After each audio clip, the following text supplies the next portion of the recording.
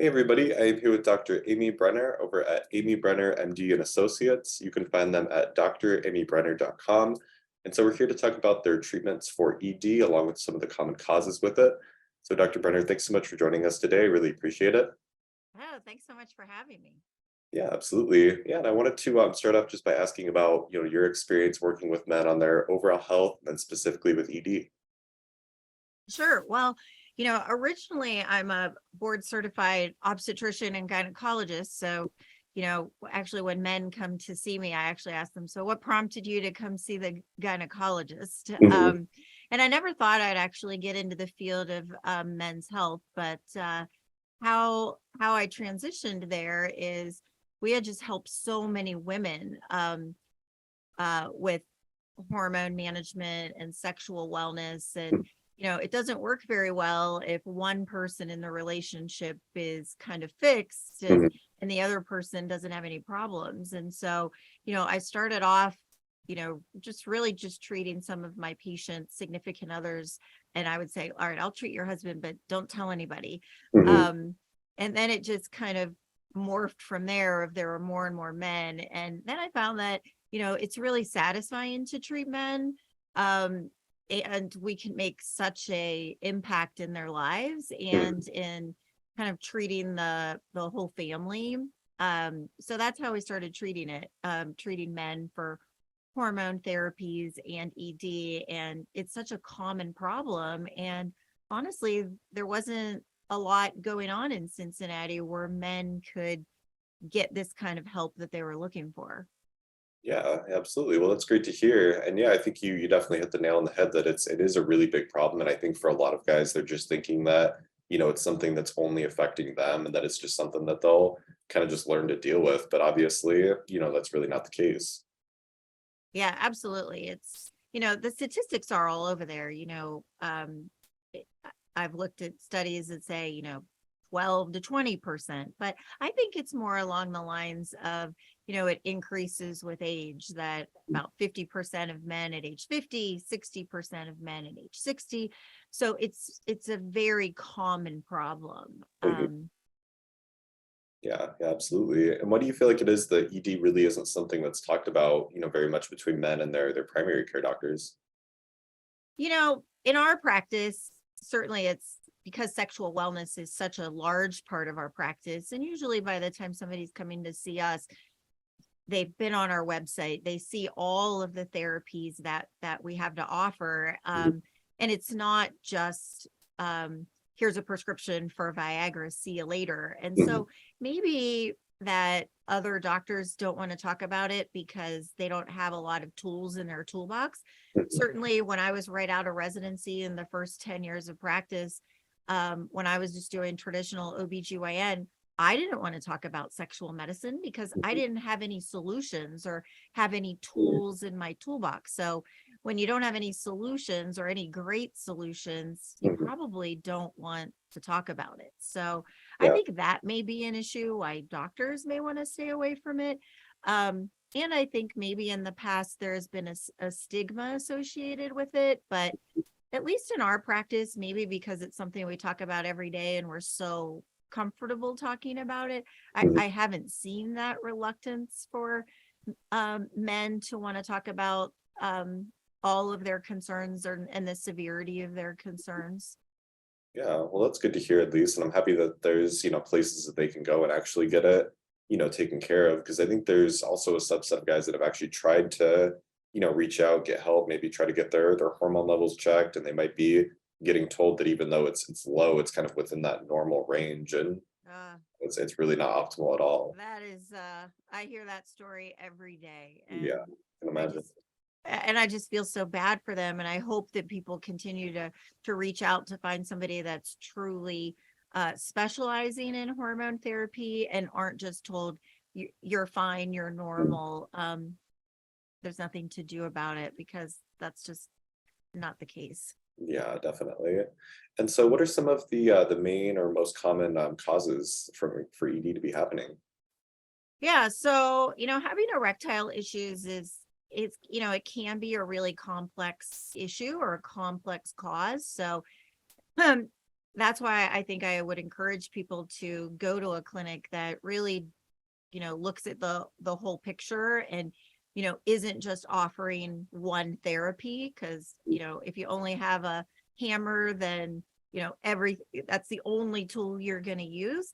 So it is complex, and I think it requires a comprehensive evaluation, and it has to do with hormone levels, what's going on in your brain, what's going on in your nervous system, your circulatory system, the muscles, what medications you're on, maybe some psychological issues, some sleep issues, so lifestyle issues. So there's so many factors that can contribute to developing issues with erections. And so the treatment that you're going to look at is really based more on what's actually going to suit them best versus just using, the same approach for everybody. Absolutely. So now certainly there's a lot of theories or a lot of therapies that really have no risks associated with it. But I think to get the best result, you really want to go to a place that's going to look at the entire person and do a comprehensive evaluation and look at your medical history and some blood work, what medications you're on, and come up with a comprehensive approach, because it's not a one size fits all kind of treatment.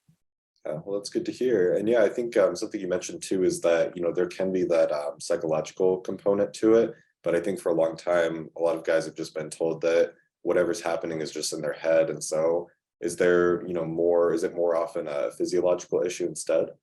Yeah, I think that's the case. I think it can be this like kind of vicious circle of you have a medical issue, and then you have an issue in the bedroom, and then you get nervous of being in the bedroom and like, oh, is this going to happen? And Yeah. so fixing the medical issue can sometimes fix the psychological issue and I think that's very dated. So if you go to a doctor and they say, look, it's just all in your head, then I would say, please find another doctor. Definitely. And what would be some of the main causes if it is a physiological or physical issue? I think one of the most common causes is things that relate to blood flow. So anything that affects your circulatory system, such as things that would increase your risk of cardiovascular disease. So really also anybody that has an issue with ED should also have a look at their cardiovascular system, because there's a likelihood that if you have blood issues going on with the blood vessels down there, you might have some related up here. So anything that's going to increase your risk of cardiovascular disease. So smoking, diabetes, high blood pressure, being overweight, sleep apnea. So all of those things that increase the risk of cardiovascular disease, I think, is the most common causes of ED. And so if patients get those under control and managed, does that usually resolve the ED, or is there some damage that occurs that usually needs to be treated? I think it's important to, specifically stop smoking, getting diabetes under control, or getting blood sugar under control, getting high blood pressure under control. So then if you're choosing to do these therapies, that they tend to work better, last longer. So it doesn't need to be, you have to do this first. They can be done in conjunction, but I do think people get much better results when those things are under better control. Yeah, definitely. And so what would be some of the treatments that you'd focus on for them? Well, we'll talk about, I think, putting those medical issues aside, but as far as treating ED, certainly we want to look at hormone levels, particularly testosterone. And in some people, particularly young men, sometimes just optimizing their hormone levels may be all they need. Certainly, I think the Urology Association and most urologists and the guidelines will say that testosterone alone is not a treatment for ED. But I think these other treatments that we offer in our practice, such as the P shot or PRP or wave therapy or peptides, work better in a setting of optimal testosterone level. Is that because, those are basically trying to get the body to regenerate on its own and you need the testosterone to be able to help it do that? Yeah, I just and I think that goes for even for the treatments for men and women is when you're hormonally optimized, uh testosterone specifically can help with erectile issues and libido, but it can also over the long run help with blood sugar issues, sleeping better, Mm. controlling visceral fat. So you're also working on some of those medical issues when you're hormonally optimized. You tend to feel better. So then when you feel better, you tend to eat better, you tend to exercise more. Mm. Um, so I think that having optimal hormone levels is kind of the cake, and these other treatments tend to be more the icing on the cake. Okay, yeah, that makes sense. Yeah, and I think, like we were talking about, I think a lot of guys get to that point where their testosterone levels start declining and they feel like, well, maybe that's just, part of getting older and they'll just kind of learn to deal with it. But obviously, I think when it gradually declines like that, you don't realize how much of a difference there actually is. Yeah, absolutely. That's another one of my pet peeves is when people go to their doctor or provider and they're told like, look, this is just what you need to expect when Mhm. you're 50. And and sometimes I hear that from patients of I just want to do what's natural. And Mhm. well, what's natural is to, start reproducing in your early teens, Mhm. go through andropause or menopause around age 50 and then die shortly after that. Like Mhm. that's what's natural. Yeah. Um, Yeah, I um, think a lot of us want to do quite a bit more than yeah, that. just a little bit. So Mhm.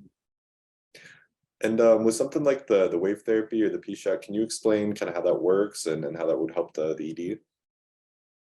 yeah, so we offer both of those therapies in our practice of wave therapy, or it's been called low intensity shock wave therapy. And it's a device that, again, uses shock waves or ultrasound energy. And it's not a painful treatment. It literally just feels like this on the skin. It can be loud. So, and what it does is recruit your own stem cells to the area and help with blood vessel regeneration and nerve regeneration and regenerating new healthy tissue. The P shot works in a similar fashion of the end result of increasing new blood vessels. So angiogenesis, increasing new nerves, neurogenesis, but it just gets there in a different fashion by injecting your own growth factors into the penis and both and working on the nitrous oxide panel to or pathway to improve blood flow. And so are those treatments that you would use, one or the other? Or do you ever use those together? Yeah, again, I think when we see patients with ED, certainly men come in on all the spectrum of, Mm. I have men come in who, look, I don't even have a problem, but my friends have problems and I don't want to get a problem. So I want to start doing these things to, kind of optimize my sexual health. And Mhm. then we'll see men at the other end of the spectrum who maybe they're widowed, they haven't had an erection in 10 years, they Mm. can't get an erection at all. And then we see our most common person is, my doctor gave me Viagra, it's not working Mm. anymore, or I don't want to take Viagra because of the side effects. So somebody in the middle. And everybody, depending where you are in that spectrum, is going to need more treatment. So this guy at this end of the spectrum who hasn't had an erection in many years, Mhm. he's going to need a lot more therapy. So he may need to Mhm. optimize his testosterone, 12 sessions of wave therapy, Mm. one or two P shots, maybe some daily Cialis, Mhm. which is a phosphodiesterase inhibitor, and maybe even an as needed Viagra. Versus this guy down here might come in and just do one P shot once a year and be Mhm. satisfied with the results. So it's really individualized of, where somebody sits on that spectrum, what we're going to recommend. And I wish we had, data, published data to say, here's the protocol, this is Mhm. what you need, Yeah. this is how many sessions, this is how many pulses. Mhm. But that data just doesn't exist at this point. Yeah, but I mean, it makes sense too that you would need, more sessions for somebody where the ED is further along. Yeah. And people get that. Yeah. And so as far as results too, I know that's going to vary, between where they're starting at and everything. Do they, if somebody's all the way at the end of like no function, are they able to get back towards somewhere in the middle, or what are you typically trying to shoot for there? Yeah. As a physician, I love to rely on the medical literature and talk about the data. Mhm. There is a lot more published data with shockwave compared to using platelet-rich plasma. So I think actually just in the past couple years, there was one randomized controlled trial of using platelet-rich plasma that said, 75% of, or about 70% of people improved getting the P shot compared to um, 30% with placebo. Mhm. But that's just with one P shot. Mhm. In general, again, I think it's looking at the individual and just our experience of how severe their ED is, what other medical problems they have. Are they a smoker? Are we working on improving those underlying medical issues to give you kind of what your goal is? My experience has been of treating patients like this for the past 10 years is that we use this scoring system of something called a shim score. Have you heard of that? Yeah. Yeah. So it's just a quick scoring system that we have all of our patients fill out. The highest score you can get is a 25. And in general, we tell people to expect every time you do one P shot or 6 sessions of the wave therapy, Mhm. that you'll take all of your scores and move them up by 5. So, but it's not an exact science. It's just kind of our experience of treating these types of patients. Okay. Yeah, and one thing that you mentioned too that I think was important was that you can come in, before you really start having all of those issues. You don't have to necessarily wait until, you have no function or you're really, getting in your own head about it, like we were talking about. Yeah, absolutely. So that's one thing that's really great about wave therapy or the P shot is the safety of it. So, with wave therapy, I don't think there have been any side effects with the P shot because it require a needle. The side effects are, maybe some soreness or bruising just from the needle, but compared to other therapies out there, there are very safe procedures and really no medical reason why not to try them. Yeah, absolutely. Yeah, because I think for most patients, what they would typically think of with an ED treatment is either the medications or, going all the way to doing like an implant.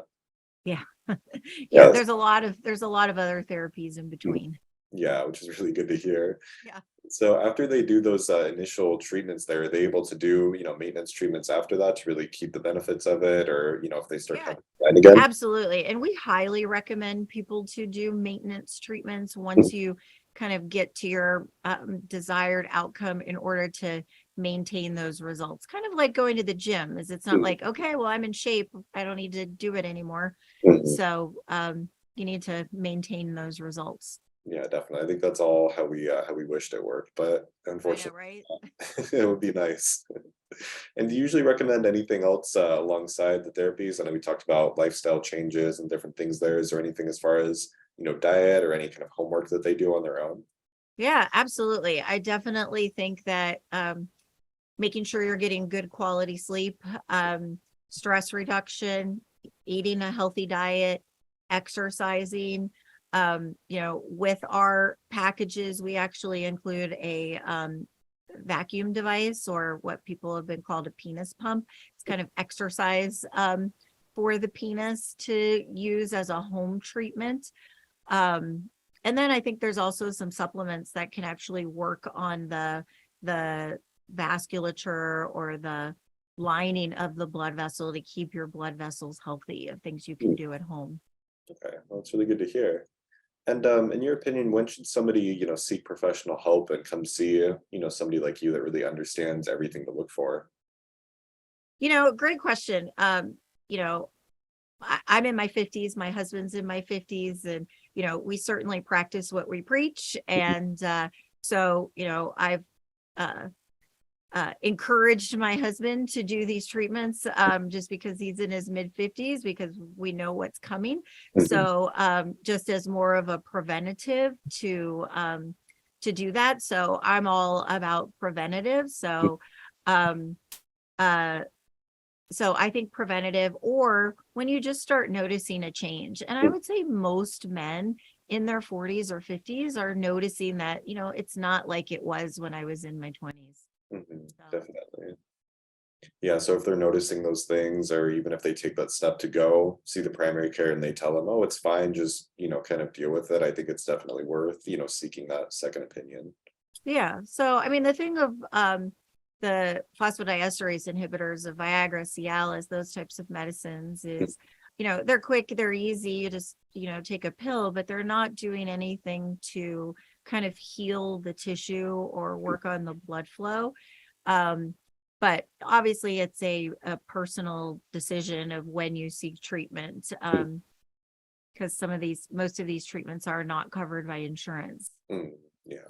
And I think there probably are, there probably is a subset of men who, are fine taking the medication and it works for them and everything. But like you were talking about, there's also those that, they take it and then it stops working and they're having too many, side effects from it. So, Yeah, absolutely. Certainly, a lot of men do have side effects from taking those medicines of headaches, stuffy nose. They just don't mhm, feel right. And some people just, don't like taking those medicines. And also sometimes just the timing of you have to plan for it. mhm, People, a lot of people don't like that aspect of it.